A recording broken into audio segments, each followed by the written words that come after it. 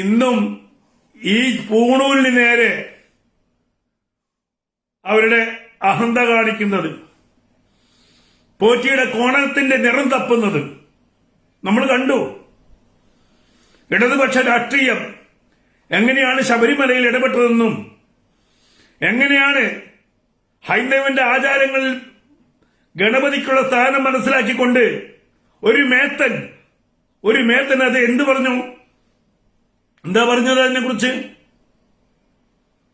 ഗണപതി മിത്താണെന്ന് പറഞ്ഞപ്പോഴും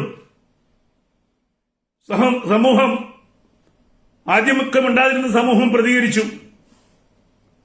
തമിഴ്നാട്ടിൽ പറഞ്ഞു സനാതന ധർമ്മത്തെ ഇല്ലാതാക്കുമെന്ന് പറഞ്ഞപ്പോ ഇന്ത്യ മൊത്തം പ്രതികരിച്ചു. അങ്ങനത്തെ പ്രതികരണം കേരളത്തിൽ ഉണ്ടാവുന്നില്ല. കേരളത്തിൽ പറഞ്ഞു കഴിഞ്ഞാൽ ഉടനെ വർഗീയതയായി.